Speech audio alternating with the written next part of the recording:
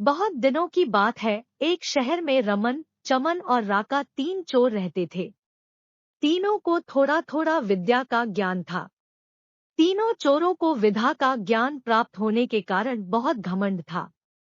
विद्या द्वारा तीनों चोर शहर में बड़े बड़े लोहे की तिजोरियों को तोड़ देते थे और बैंकों को लूट लिया करते थे। इस तरह तीनों चोरों ने शहर के लोगों की नाक में दम कर रखा था। एक बार तीनों चोरों ने एक बड़े बैंक में डकैती करके सारा माल उड़ा दिया। तब पुलिस को खबर हुई तो तीनों चोरों को पकड़ने के लिए तलाश करने लगी।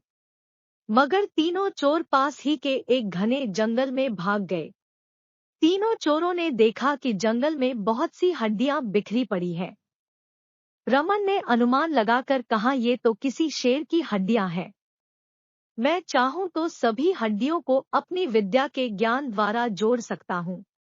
चमन को भी विद्या का घमंड था, सो वह बोला, अगर ये शेर की हड्डियां हैं तो मैं इनको अपनी विद्या द्वारा शेर की खाल तैयार कर उसमें डाल सकता हूँ। रमन और चमन की बात सुनकर राका का भी घमंड उमड़ पड़ा और उसने कहा, तुम दोनों इतना काम कर सकते हो तो मैं भी इसमें प्राण डाल सकता हूँ। तीनों चोर अपनी विद्या का प्रयोग करने लगे। कुछ देर बाद रमन ने सारी हड्डियों को जोड़ दिया और चमन ने शेर की हुबू जान डाल दी। थोड़ी देर में तीनों चोर सामने एक जीवित भयानक शेर को देखकर थर-थर कांपने लगे। मगर शेर के पेट में तो एक दाना नहीं था। वह भूख के मारे गरजता हुआ तीनों चोरों पर हमला कर बैठा और मारकर खा गया। शेर मस्त होकर घने जंगल की ओर चल दिया। इस कहानी से शिक्षा मिलती है कि हमें कभी भी घमंड नहीं करना चाहिए। घमंडी को हमेशा दोह का ही सामना करना पड़ता है।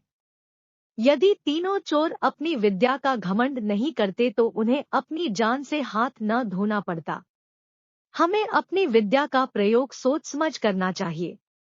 दोस्तों, कहानी पसंद आई हो तो लाइक करें। ऐसी ही मजेदार कहानी सुनने के लिए चैनल सब्सक्राइब करें। धन्यवाद।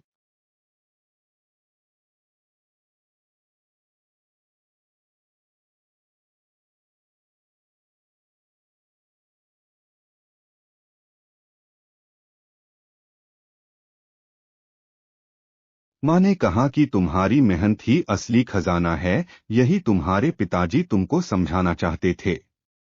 दोस्तों, कहानी पसंद आई हो तो लाइक करें। ऐसी ही मजेदार